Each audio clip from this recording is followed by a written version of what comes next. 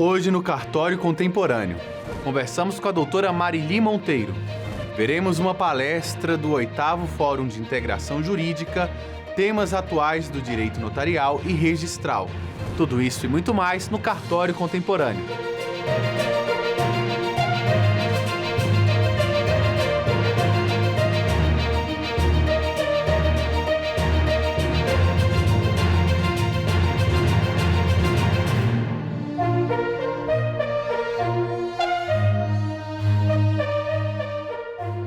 Conversamos no 13º Fórum de Integração Jurídica, temas atuais do direito notarial e registral, com a doutora Marili Monteiro. Veja. Olá, meu nome é Marili, eu sou registradora substituta do Rio de Janeiro e trabalho também com assessoria para tabeliães e notários que querem qualificar as equipes de auxiliares do cartório, né?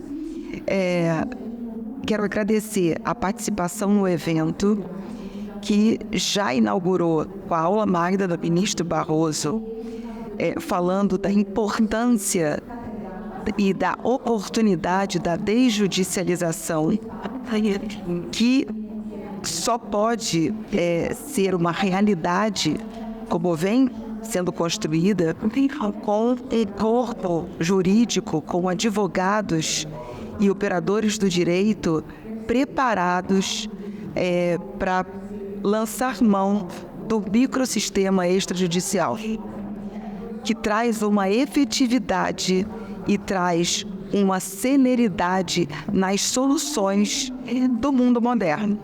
Doutora Marili, nos fale mais da sua palestra. Eu fui convidada para participar da mesa a respeito da extrajudicialização. E a minha fala seria na parte da uso cambião extrajudicial, no que diz respeito principalmente à importância das certidões forenses, no que diz respeito às situações que vão ser tratadas no extrajudicial, como o uso cambião, por exemplo, como um divórcio extrajudicial, como um inventário extrajudicial. As certidões dos registros públicos, de uma forma geral, incluindo as dos distribuidores forenses, trazem uma segurança do que existe no mundo jurídico. É essencial que os advogados se preparem cada vez mais para lançar mão dessas ferramentas que têm uma velocidade e uma efetividade muito maior, inclusive no que diz respeito ao viés preventivo das situações jurídicas, né? Hoje a gente já fala no contrato de namoro, no planejamento sucessório, são vieses preventivos que desjudicializam efetivamente. Quais as precauções para evitar fraude à execução? Os cartórios conseguem auxiliar de alguma forma? Esse é um dos temas, um dos pontos nodais da desjudicialização, no viés preventivo, porque ao providenciar um ato extrajudicial, se você toma todas as providências com as certidões, sejam elas quais forem, você previne um problema, você consegue antever e solucionar, adiantar a questão, né? E é um viés preventivo, literalmente um viés preventivo. E prevenir a fraude à execução, por exemplo, analisar desde a certidão de ônus reais do imóvel, as certidões pessoais dos vendedores, dos alienantes, por exemplo, e toda a circunstância que vai envolver aquela situação. Então, realmente, e ler a certidão. Como conversamos, ao falar de fraude à execução e fraude contra credor, falamos muito da insegurança jurídica que existia anteriormente à Lei 13.097 de 2015, com apenas o artigo 593 do Código Civil de 1973. Qual a importância da segurança jurídica nos negócios? Segurança jurídica é sempre fundamental, né? E o microsistema extrajudicial presta-se exatamente a isso.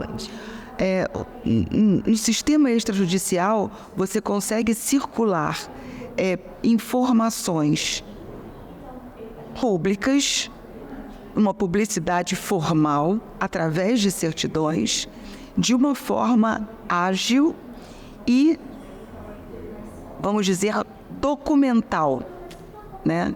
Seja lógico, hoje em dia eletronicamente, mas você consegue instrumentalizar a própria segurança jurídica através do extrajudicial, do sistema extrajudicial. Claro, uma das palestrantes de hoje, por exemplo, estava falando exatamente do capital morto. Um imóvel que não está regularizado, ele não entra no mundo comercial, na dinâmica da economia, né? Então, evidentemente, trazer essa regularidade é um benefício social imenso. O cartório é uma instituição que traz segurança e certeza de eficiência para a população em geral. Como os cartórios auxiliam para aumentar a segurança jurídica? O fim principal dos cartórios, dos serviços extrajudiciais, é a segurança jurídica. Então,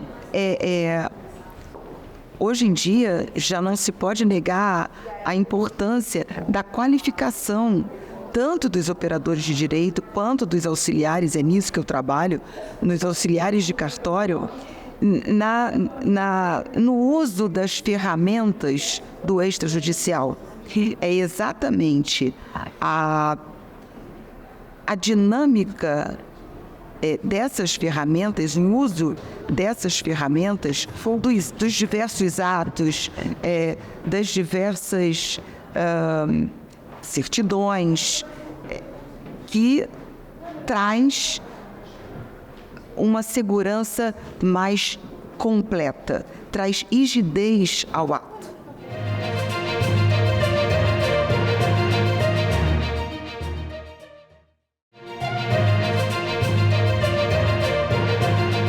A quarta mesa do 13º Fórum de Integração Jurídica, Temas Atuais do Direito Notarial e Registral, promovido pela ENOR, teve como tema apostilamento e atos consulares de natureza notarial e registral, com Fernanda Castro, diretora da ENOR e doutora pelo IDP, Alberto Gentil, juiz do Tribunal de Justiça de São Paulo, Karine Bosselli, registradora civil e doutora pela USP, e João Lazari, tabelião e coordenador da ENOR. Veja o trecho. Muito obrigada, doutora Fernanda, doutor Bacelar, pelo convite.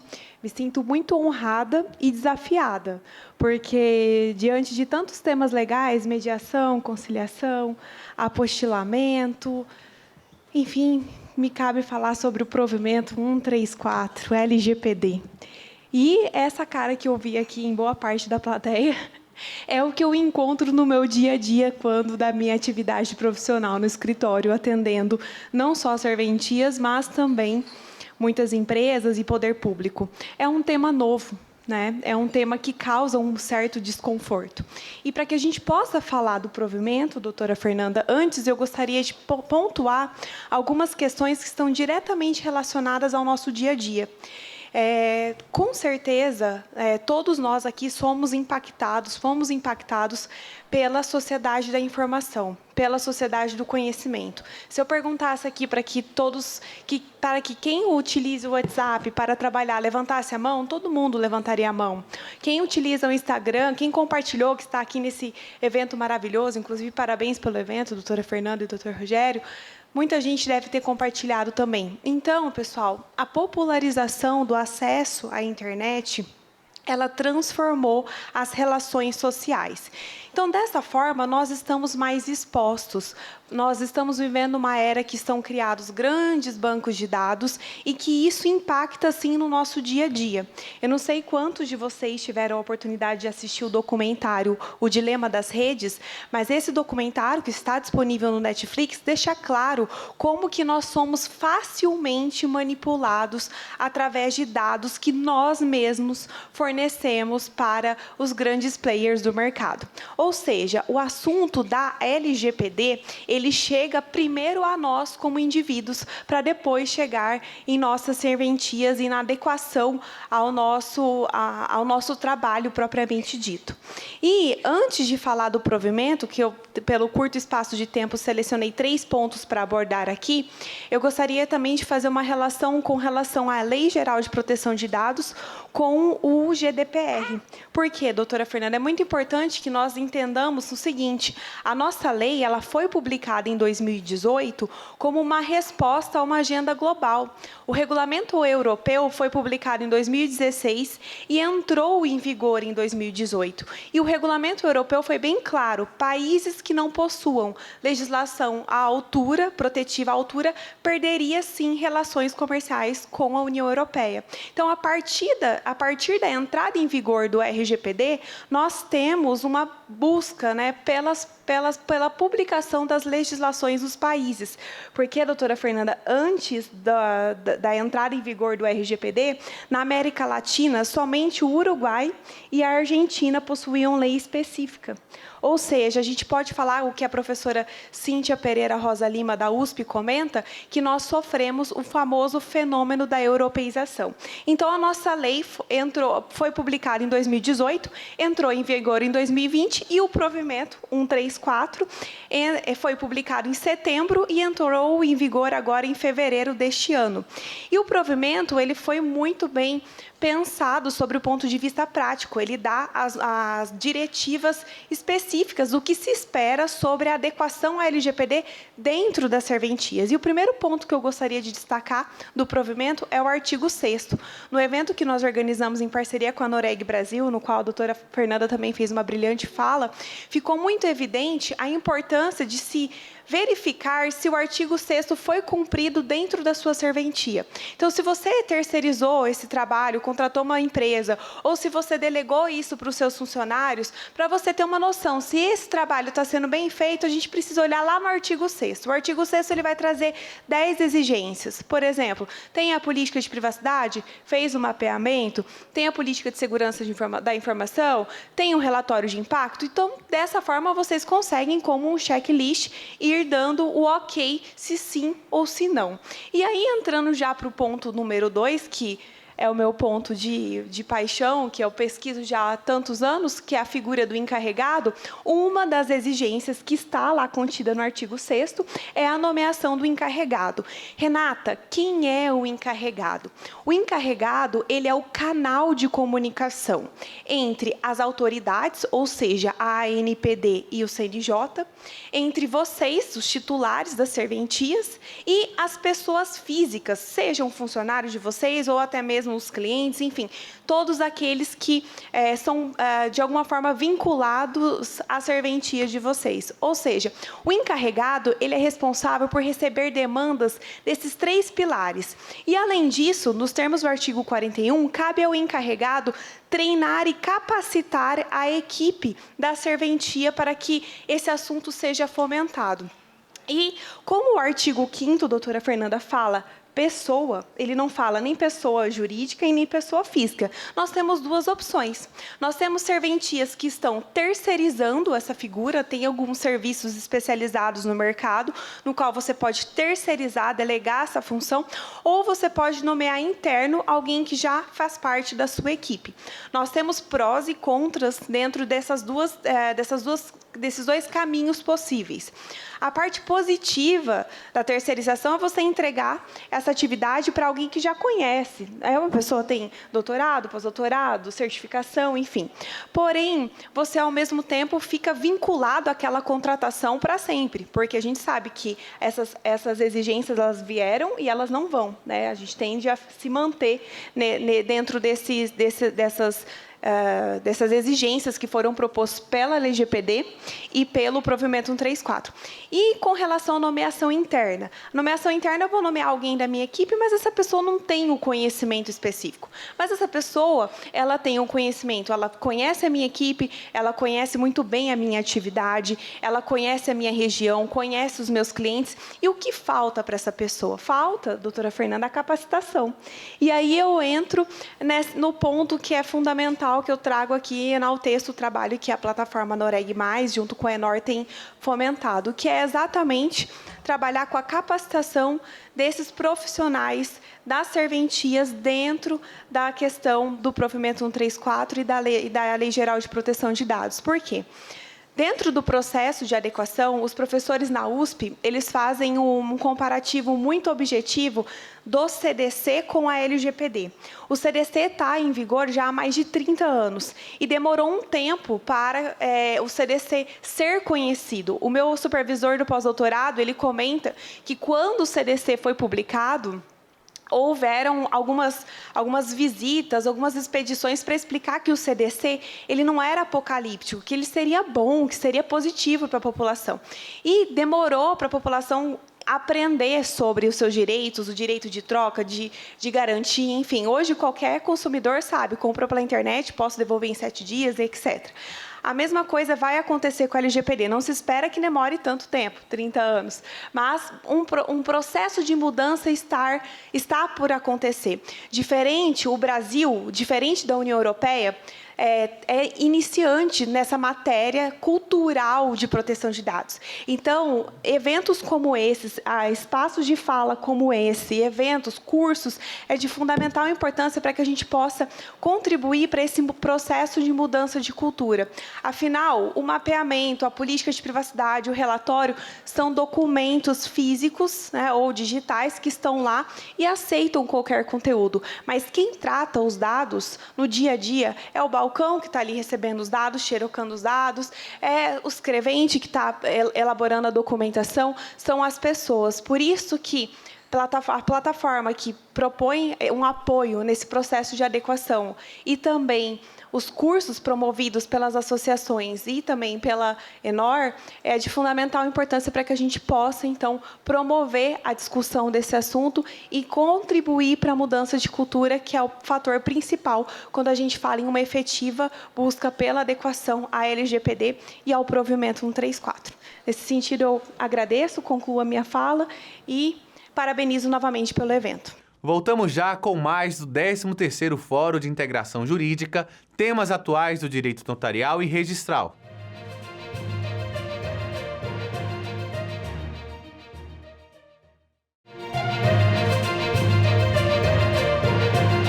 Estamos de volta com o 13º Fórum de Integração Jurídica, temas atuais do direito notarial e registral. 13º Fórum de Integração Jurídica é de extrema importância a capacitação, a continuidade de aprimoramento desse grupo tão seleto que são os notários e registradores, porque são extremamente importantes, aqui a gente falou tanto de desjudicialização, são extremamente importantes na prevenção de conflitos, em fornecer segurança jurídica para o cidadão, para os negócios e atos jurídicos e contribuindo assim, sem dúvida, com a desjudicialização. Meu agradecimento especial também ao Dr. Rogério Bacelar, presidente da Noreg e da Confederação de Notários e Registros. O senhor sempre tão combatível e apaixonado aí pelas questões notariais e registrais, com certeza está onde o senhor deveria estar na presidência desses dois importantes institutos. Bom, nós estamos falando de temas atuais, aqui eu vou falar um pouquinho da mediação e conciliação, que não tem como falar em mediação e conciliação sem traçar um paralelo com a desjudicialização, que foi o tema do painel passado. Então, eu vou tocar em alguns pontos aqui que já foram falados, só vou tentar dar um enfoque diferente para não cansá-los.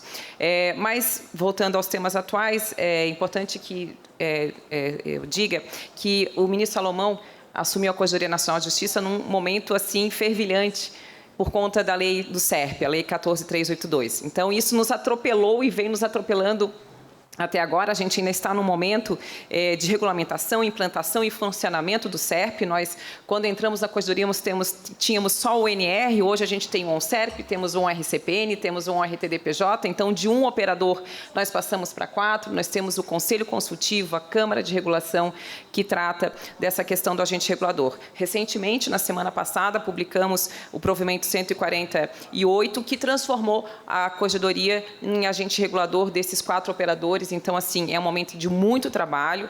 Todos estamos aprendendo com esse momento extremamente importante para o registro público no Brasil, mas estamos, como é o perfil do ministro Salomão, trabalhando de forma coordenada com os registradores para que a gente possa realmente alcançar o objetivo desse grande movimento que é o SERP, importante para o país. Também, além do SERP, tem outras regulamentações administrativas que a legislação trouxe, que estão para a modernização dos sistemas de notas e registros que estamos trabalhando. A regularização fundiária, um tema tão importante para o Brasil, que foi falado pela doutora Daniela hoje de manhã, também está tomando bastante nosso tempo, mas estamos muito felizes com o movimento que fizemos nessa área, conseguimos chamar a atenção para esse problema, principalmente nos estados da Amazônia Legal, de que a regularização fundiária naquela região impacta na questão socioambiental, na questão de produção de riquezas para o país, então isso foi um movimento bastante importante. E também está na nossa pauta a conciliação e a mediação na prática. O CNJ, ele tem um planejamento estratégico de 6 anos, e está no planejamento estratégico que começou em 2021 e vai até 2026, o fortalecimento da política judiciária de solução alternativa de conflitos e, por consequência, desjudicialização. A Corregedoria Nacional de Justiça não esqueceu disso quando o ministro Salomão assumiu a gestão, colocando dentre as suas diretrizes, porque a Corregedoria também tem as suas próprias metas e diretrizes, a diretriz estratégica 2, que é exatamente desenvolver protocolos institucionais entre tribunais e serventias, com o objetivo de otimizar a desburocratização, a desjudicialização e a prevenção de conflitos. Isso está dentro da meta 16 da ODS das Nações Unidas referente à Agenda 2030, que o Poder Judiciário Nacional, através do CNJ, abraçou com tanta propriedade.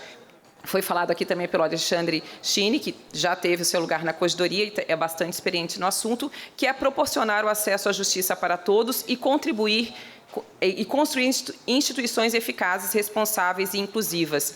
E tirar parte da demanda do judiciário. Hoje, com 80 milhões de processos tramitando no país, é algo que faz cumprir essa meta, que tem como objetivo cumprir essa meta, e o foro extrajudicial é extremamente importante para isso. Vou falar dos 2 provimentos, né, que tratam lá na Corregedoria da mediação e conciliação. O 67 de 2018 e o 72 de 2018. Quando nós assumimos na Corregedoria, o ministro falou, ele chama eu e a Dani de meninas, vejam o que a gente tem nessa área de conciliação e mediação. E nós, rapidamente, encontramos esses 2 provimentos, falamos, ministro, nós já temos algo aqui robusto, consistente, que fala da mediação e conciliação. Uma voltada para as notas e registro e outra especificamente para os cartórios de protestos. Ele, que bom, então vamos cobrar dos tribunais que isso aconteça. E qual foi a surpresa? Que chegamos nas expensões aos tribunais e verificamos que não havia cadastro nenhum. Eu acho que na Bahia tinha um, aqui no Distrito Federal tinham 2 cartórios cadastrados junto ao tribunal para fazer conciliação e mediação. E aí começamos a incluir essas respostas nos nossos questionários e elas vinham todas com um risquinho, assim, tipo, não existe isso aqui no meu estado. E assim, está acontecendo alguma coisa, um gargalo está ocorrendo aí. E a gente viu que várias oportunidades de a gente modernizar esse provimento existem. Primeiramente, qualquer dono de botequim ia chegar à conclusão que a relação custo-benefício nesse provimento não está bem adequada ao que se pretende e aquilo que se colocou como emolumentos, né? E muito embora provisório, porque os emolumentos que são fixados pela Corregedoria, quando existe um serviço novo a ser prestado pelos cartórios, ele é provisório porque cabe aos estados. E não houve um movimento também de se buscar, os institutos que representam notas e registro, de buscar isso junto aos estados. Mas, realmente, o que trouxe o provimento de forma provisória não chamou atenção, nem daquele que deve procurar o serviço, nem daquele que deve oferecer o serviço. Então, realmente, essa questão do custo-benefício, ela deve ser alterada, porque Só para eu mencionar aqui qual é o trabalho que o cartório deve ter quando recebe esse pedido de conciliação ou mediação previsto no provimento 67. Ele tem que receber a solicitação, ela tem que analisar se ela está em termos, se, né, obedece tudo a que a legislação prevê, designar a sessão, ter um local adequado para essa sessão, exclusivo para ela, que respeite a privacidade, tem que fazer intimação e essas sessões elas vão existir tanto quantas necessárias para chegar a um acordo, né? E outro gargalo que a gente viu que o provimento acabou não sendo aplicado na prática é a questão da capacitação. E aí, realmente, doutor João, doutora Fernanda, entre ENOR, que tem que entrar com força mesmo, né? Nós abrimos um procedimento para verificar qual é a melhor forma de a gente alterar esse provimento para que ele seja aplicado na prática, e a gente achou na capacitação uma oportunidade de melhoria, né, de trabalharmos uma capacitação nacional com replicadores para os estados, para que os tribunais possam oferecer essa capacitação a um custo módico, porque, afinal de contas, isso vai refletir no trabalho judiciário, né, essa desjudicialização, essa ida das pessoas, das partes para conciliação e mediação extrajudicial, vai ter um reflexo. Então, a gente abriu um procedimento para fazer esse experimento, digamos assim, né, de ter uma escola que faça capacitação nacional para todos, que eles possam utilizar em todos os pontos do país, e não só no estado que aplicam, e que a gente possa ter capacitação estadual. Isso é o que a gente espera de benefício desse projeto, de que seja implementado efetivamente e que isso se consolide como uma prática. Então, a capacitação a gente viu nos tribunais e conversando com representantes dos cartórios de notas e registros, que é um gargalo importante, que a gente precisa melhorar essa prática nesse provimento, e vai ser muito bem-vinda. A gente tem muita satisfação de receber sugestões que vêm da ponta, de quem está na prática, de quem diz, ó, isso não está funcionando, precisamos alterar. A gente dá muito valor a esse tipo de sugestão. E aí, o que a gente faz? Isso é possível? É legal? É constitucional? Então vamos aplicar. Porque se eles estão nos dizendo que isso é importante, a gente vai considerar importante também. Então, possam ter certeza que a gente está com um olhar bastante sensível para essa causa. E o provimento 72? Então, aqui a Ionara, estava a André aqui há pouco, a gente está com ele no forno, pronto para sair, né? Nós estamos trazendo melhorias para esse provimento, não falando só do protesto, mas uma fase anterior, que é a solução negocial prévia ao protesto, e também atingindo as dívidas protestadas e não canceladas, com uma importante participação do tabelião de protesto, ele ali mais uma interlocução em receber propostas de quem quer receber e daquele que quer pagar e às vezes não tem condições naqueles termos, mas que possa parcelar, que possa ter descontos, porque assim, 1/3 dos nossos processos no país, eles são de dívidas fiscais. Isso eu não estou nem falando das execuções de títulos extrajudiciais. E se a gente levar os estados e municípios e a União a acreditar nas vias administrativas extrajudiciais, e isso realmente funciona, eu tenho certeza de que eles vão parar de tirar os processos da prateleira deles e colocar na nossa, do judiciário. Eles vão, isso tem que trabalhar fortemente. Eu sou juiz em Santa Catarina e lá a gente fez um trabalho junto com os municípios, de mão dadas com o Tribunal de Contas, porque o gestor público ele tem muita atenção ao Tribunal de Contas, e o Tribunal de Contas para dizer, olha, gestor público, é possível fazer isso, é possível que antes da dívida ser judicializada tenha um protesto, tenha uma conciliação prévia. Se isso for previsto em lei, não há problema algum. Então, eu acho que essa cultura que a gente tem que criar.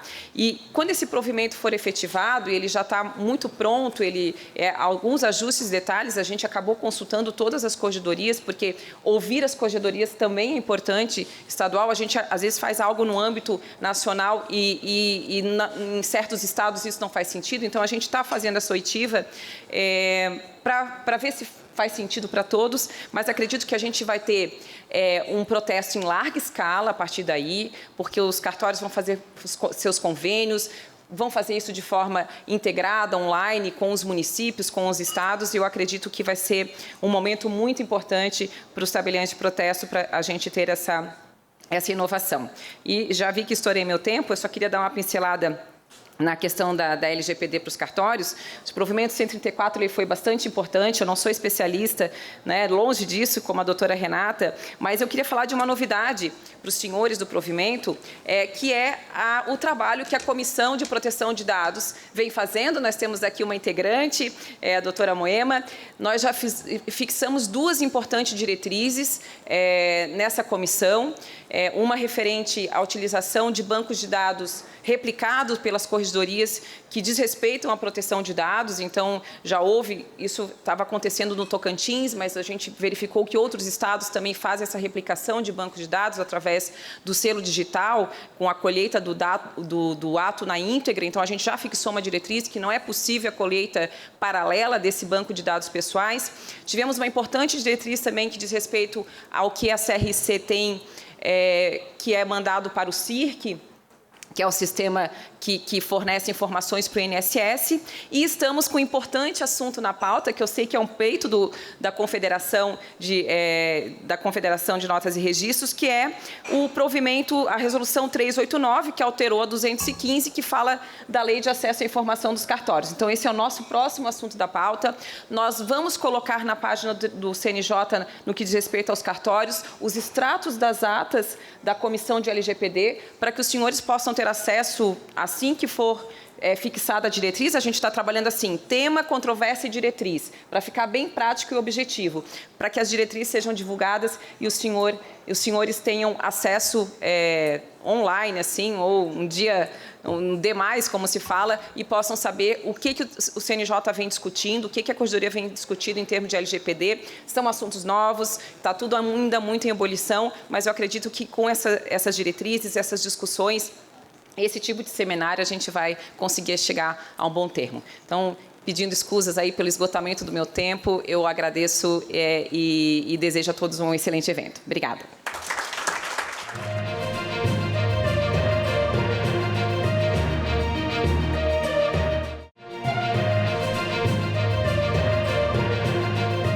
O Grupo de Pesquisa Registro de Créditos de Carbono e suas titularidades falou no 13º Fórum de Integração Jurídica, temas atuais do direito notarial e registral, promovido pela Enor.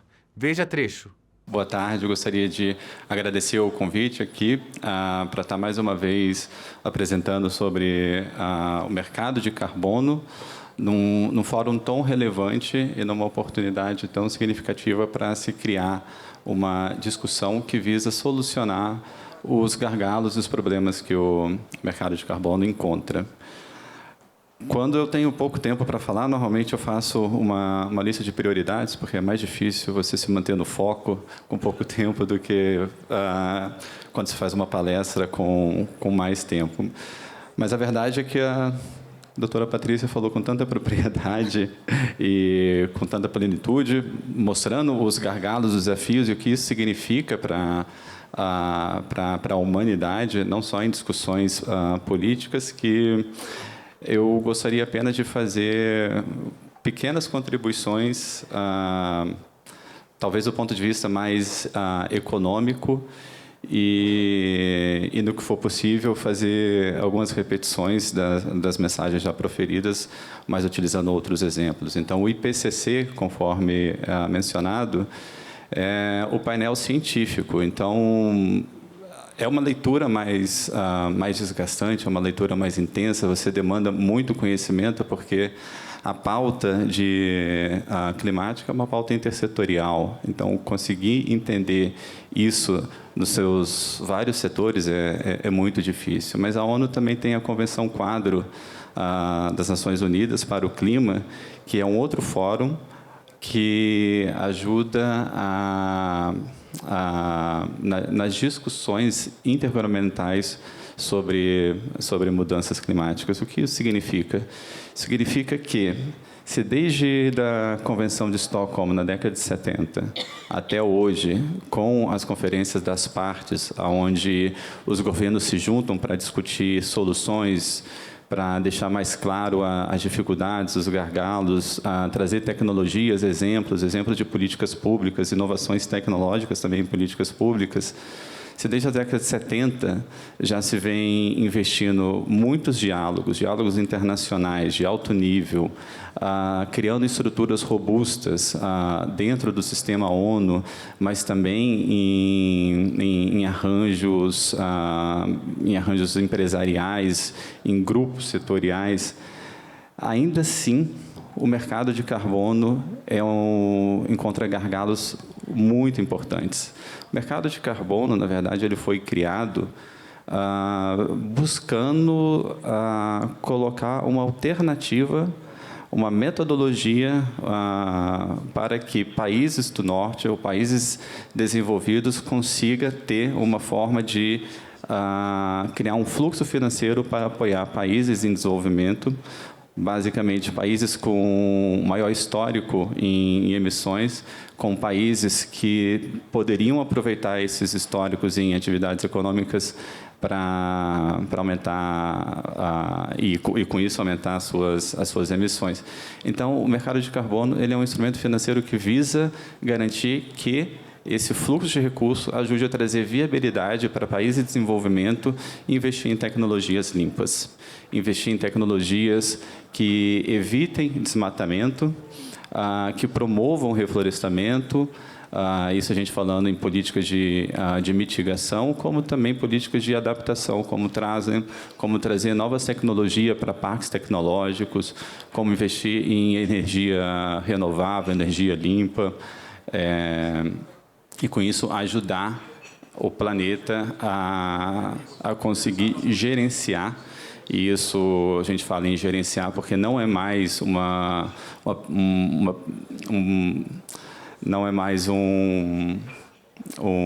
preocupação futura dentro dessa explicação que foi feita pela professora Patrícia. A questão climática ela já deixou de ser uma preocupação futura e ela é uma preocupação real, porque hoje já se sente economicamente, nas atividades industriais, na qualidade de vida, no provimento de serviços governamentais, o impacto do que a mudança climática está acontecendo, está realizando.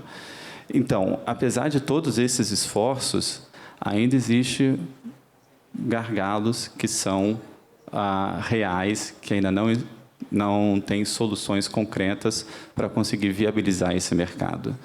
Do ponto de vista político, acordos intergovernamentais, acordos políticos e também tecnológicos. O último grande acordo, o Acordo de Paris, ele deixa claro isso. Precisa investir em formas de garantir maior segurança jurídica para o mercado de carbono e aumentar a robustez da contabilidade. Isso por quê?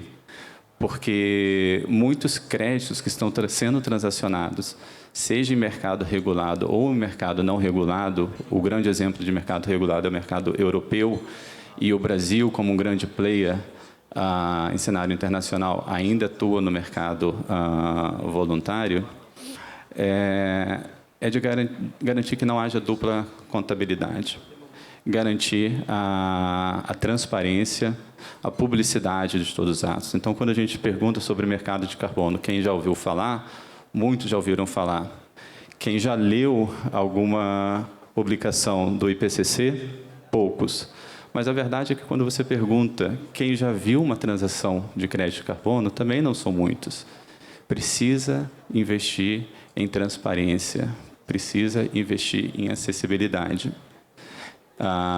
E isso, sim, é um objeto que é muito oportuno para se trazer dentro desse grupo de trabalho que tenta identificar registros públicos como a grande oportunidade de você conseguir não só criar uma oportunidade de vencer um gargalo significativo para o Brasil, na sua regulamentação, nos créditos que estão sendo transacionados no mercado voluntário, como dar exemplo internacionalmente. Uma outra coisa muito relevante que deve ser levada em consideração é que o mercado de carbono não é um mercado barato. Realizar um processo de certificação é caro. por ele ser caro, ele acaba não sendo democrático, ele não é inclusivo. Quem está se beneficiando, e obviamente com grande oportunidade de criar impacto nas emissões, na redução das emissões nacionais, mas ainda assim que conseguem acessar esse mercado são grandes empresas, grandes governos, mas não é um mercado democrático. Isso porque todo o processo de certificação que passa pela elaboração de PDD, que passa pelo entendimento de todas as metodologias de cálculos aprovadas no IPCC, que passa por processo de validação da metodologia, a ida a campo, inventário florestais, no caso de projetos de florestas, mas ainda assim em todos os segmentos de energias, resíduos, é um processo caro que até o momento de verificação, que é um dos últimos passos para você poder emitir um certificado de crédito de carbono, isso inviabiliza que proprietários de pequenos imóveis rurais, de médios imóveis rurais, micro, pequenas e médias empresas se beneficiem disso. Só que eles, em grupo, têm uma grande relevância para conseguir mitigar, para conseguir reduzir as emissões de gases de efeito estufa no Brasil. Então, por isso, você tem que conseguir utilizar uma estrutura que já existe, não só pela sua competência, pelas suas atribuições, mas pelo custo de oportunidade. E é isso que esse grupo de trabalho, no qual, para mim, vai ser um grande prazer trazer contribuições, ele vem como utilizar a estrutura já existente, e no painel anterior eu escutei que os cartórios é um braço do governo mais próximo da sociedade, é isso que se precisa, de estar próximo da sociedade, conhecer a realidade, estar próximo dos potenciais projetos de crédito de carbono, reconhecendo a realidade local, para que se mitigue também riscos de qualquer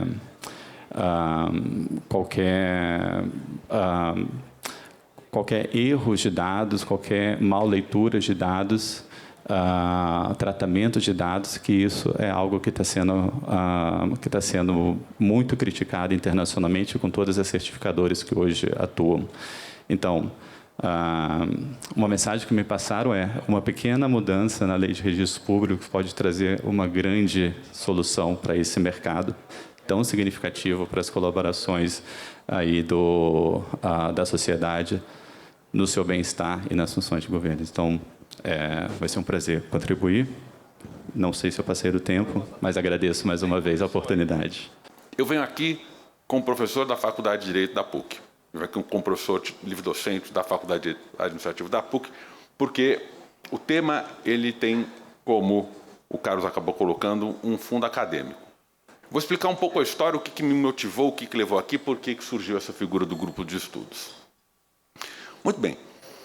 Na Faculdade de Direito da PUC, nós somos, praticamente todos são filhotes do professor Celso Antônio Bandeira de Mello, até o professor Carlos Ari Sunfel, que foi para o outro, é também filhote dele, o Floriano também foi, então, os filhotes lá da faculdade são filhotes do professor Celso Antônio Bandeira de Mello, e eu também sou filhote dele. Muito bem.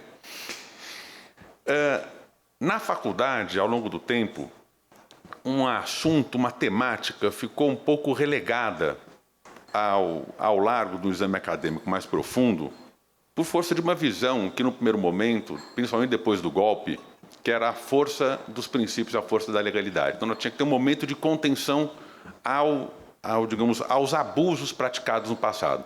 Na faculdade, o professor Michel Temer fez isso, o professor Geraldo Ataliba fez isso, o professor Celso Antônio Bandeira de Mello fez isso e tantos outros. Então, esse foi um legado daquele momento histórico. Sucede que, a partir de um dado momento, a hipertrofia que o Estado tomou, principalmente na década de 50, 70, o Estado passou, num dado momento, a dizer ele não queria mais ser Estado. Então, ele foi abdicando paulatinamente no conjunto de atividades que ele vinha desempenhando e transferindo essas atividades para o setor privado. O que, claro que com vocês é o nascedouro do Brasil, com a carta de Pero Vaz de Caminha, né, que é o primeiro ato notarial, certidão de nascimento. Na sequência, o Estado vai abdicando. Então, saneamento. Não, o Estado não tem mais capacidade de fazer atividade de saneamento, vem o novo marco legal de saneamento e transfere, incentiva o desempenho dessa atividade do setor privado. Rodovia não é função do Estado, aeroportos não é mais função do Estado. Então, o Estado ele foi abdicando de um conjunto dessas atividades materiais e foi repassando essas atividades, ou está tentando repassar para o setor privado. Com êxito em alguns lugares, com falta de êxito em alguns lugares. Mas, num segundo momento, começou a surgir um problema. E o problema qual era? Quando o Estado ele desempenhava a própria atividade, ele mesmo ia lá e fazia. Quando o particular começou a fazer atividade, passou a exigir o Estado, ele tinha que criar as regras para o particular observar, segundo as quais aquela atividade tinha que ser bem ou mal desempenhada. Então, um exemplo típico. Quanto tempo tem que demorar para um atendente de call center no sistema telefônico te atender? A Anatel vai lá e diz qual que é disciplina. O que é um bom serviço de telefonia? O parlamento não vai dizer isso. E aí, doutora Carline, não é ele que vai dizer. Lá vai a lei e vai dizer, haverá aferição da boa qualidade do serviço prestado no setor de transporte, telefonia, mas quem que vai dizer o que é boa ou má qualidade? É função isso do parlamento? Olha que nós temos um outro giro.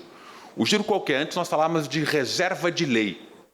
Agora, nós estamos em outro momento, que eu chamo de reserva de regulamento, ou a reserva de regulação, onde, pelo contrário, existe, isso já foi discutido no Supremo, a impossibilidade do Poder Legislativo avançar em certas matérias que não está da competência dele.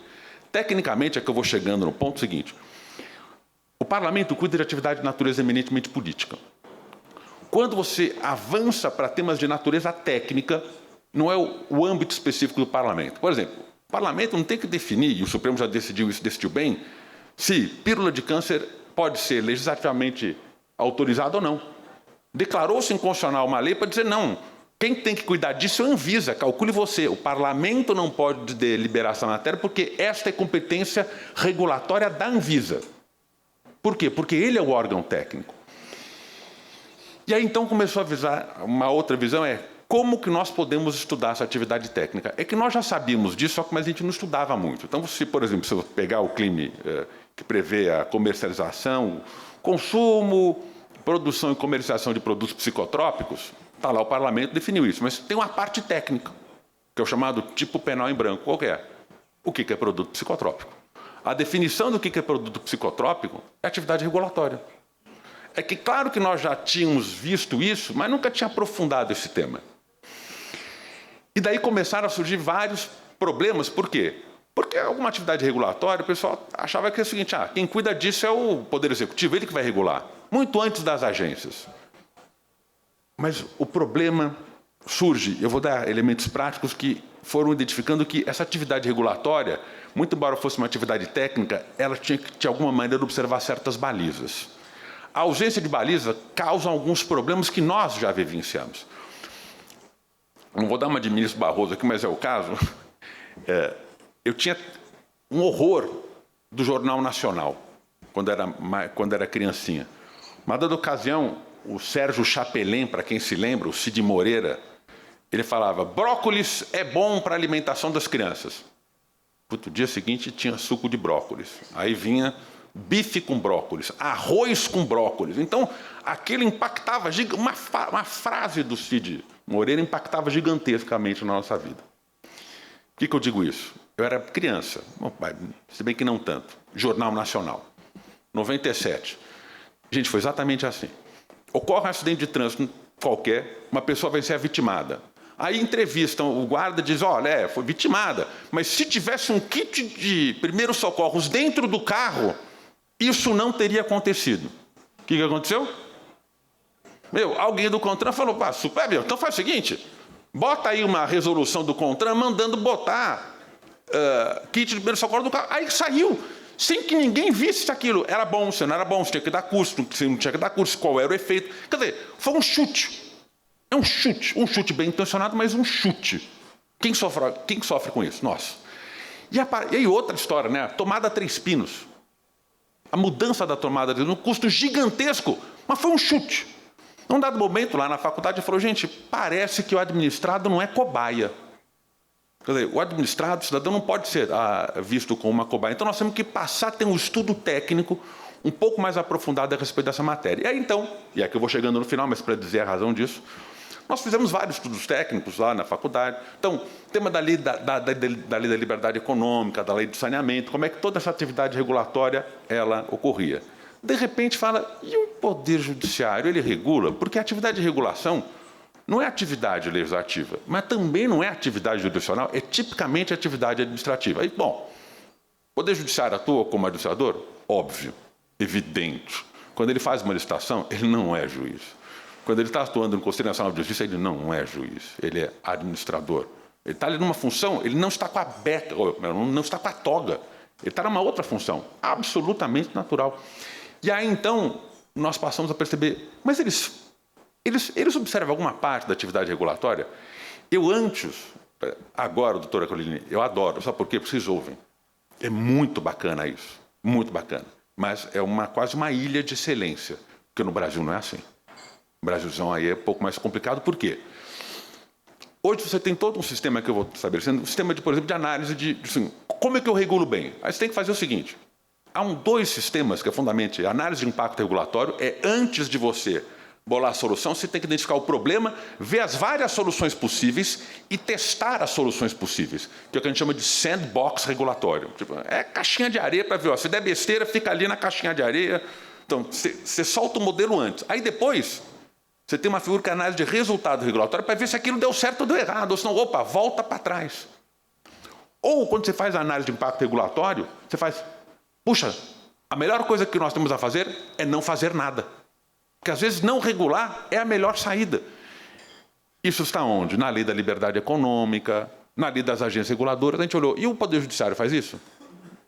Não faz. Não tem análise de impacto regulatório, não tem método, não tem depois na sequência. Mas por quê? Faltava um diálogo. Aí eu falei, então não faz. Então virei eu para o diretor da faculdade de Direito da PUC e falei, professor Vidal, o que o senhor acha disso? Eu sou o líder do grupo de regulação da faculdade lá no pós-graduação. Eu acho que é o caso da gente iniciar um diálogo, então, com a academia, com os setores, para tentar um pouco fomentar, não dizer o que eles têm que regular, mas como fazer a regulação adequada, como fazer o melhor tipo de regulação, que foi, inclusive, que o ministro Barroso estava aqui para dizer exatamente de manhã. Que temos que melhorar essa atividade. E eu falei, então vamos fazer o seguinte, vamos propor um grupo de estudos, então vamos conversar com uns para ver se faz sentido. Qual não foi a gratíssima surpresa ao perceber que, portanto, esta ideia, pela mão do ministro Campbell e pela Enor, fez sentido. Fez sentido nesse momento, digamos, a papelada está em tramitação, mas fato é que a ideia é formar um grupo de estudo com a participação da Faculdade de Direito da Pontifícia Universidade Católica de São Paulo, qual sou professor, por ele, o diretor da Faculdade de Direito não pôde vir para dar essa notícia, então estou aqui dando o nome dele, que estamos caminhando, junto com a Infam e junto também com a Enor. E, claro, seria muito bom que outros atores interessados nessa regulação pudessem participar. O Conselho Nacional de Justiça, outros conselheiros, porque é um campo para debater, não o conteúdo, mas a forma como isso deve ser feito, adequadamente feito, para melhorar, na realidade, o resultado final. Então, esta notícia que nós damos vai ser um grupo, ainda está indo um pouco de informação, um grupo muito grande é muito ruim, porque todo mundo fala e ninguém escuta, então tem que ser uma coisa, digamos, mais enxuta para dar certo. Então, eu quero dar notícia, agradecer a Fernanda, que ajudou muito essa ideia, montou, colocou de pé, a Enor abraçou a causa, que virou a própria causa da Enor, e com isso, então, nós daremos início a este grupo de estudo, assim que, digamos, os protocolos e todos tiverem sido assinados entre todos, mas a ideia fundamental já está plantada, doutor Rogério. E ao senhor, muito bem, parabéns, porque se não fosse o seu incentivo, a ideia de realmente entender que essa é uma boa ideia, esse projeto não teria ido adiante. Muitíssimo obrigado. Está dada a notícia, o pontapé inicial nesse novo marco, que eu imagino que seja da atividade notarial de registro também. Muitíssimo obrigado. Esse foi o Cartório Contemporâneo. Eu sou Duda Meirelles e foi um prazer tê-los aqui comigo. Se você perdeu alguma parte ou gostaria de rever o programa, temos uma reprise toda segunda-feira, 19 horas, na TV Justiça ou no YouTube da Confederação dos Notários e Registradores. Te aguardo quinta-feira, 19 horas, na TV Justiça. Até lá!